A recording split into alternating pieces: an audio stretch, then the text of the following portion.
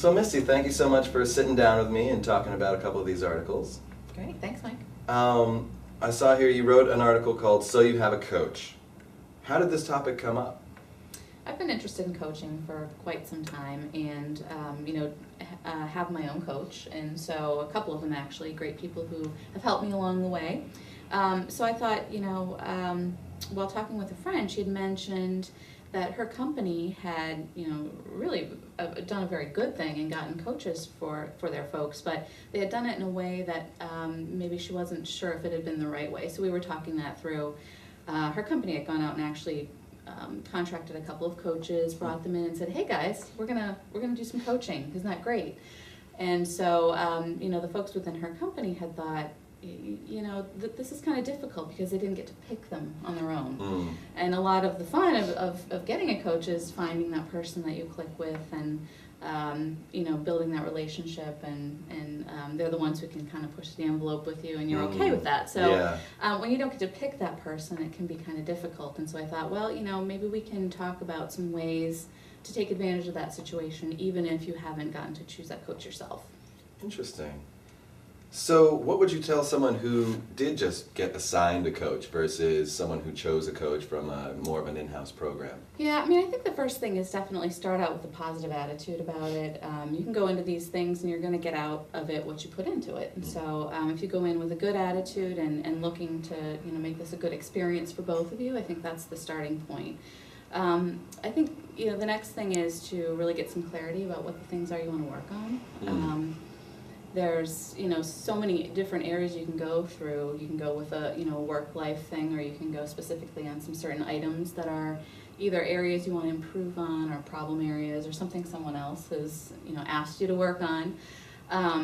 But the point about making those things work is connecting with the coach. So that would be the next thing I would say, is find a way to either if it's something you have in common or a common interest, or find some way to connect with the coach on a level where you can feel comfortable, especially in a situation where you haven't chosen that person and that relationship didn't come naturally. You have to build it a little bit.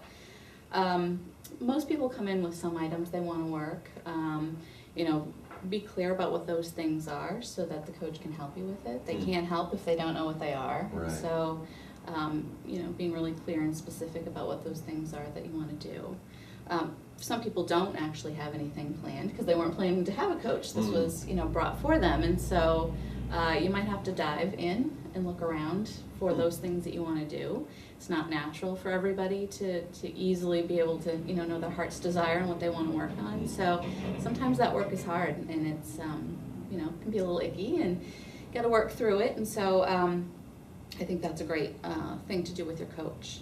I'd say at the final point, if you haven't been able to do those things and haven't made a connection, haven't been able to work a relationship with the coach that you're assigned, if that's the case, I think you owe it to yourself and to the coach and to the company providing the coaching to, ask maybe for a different one.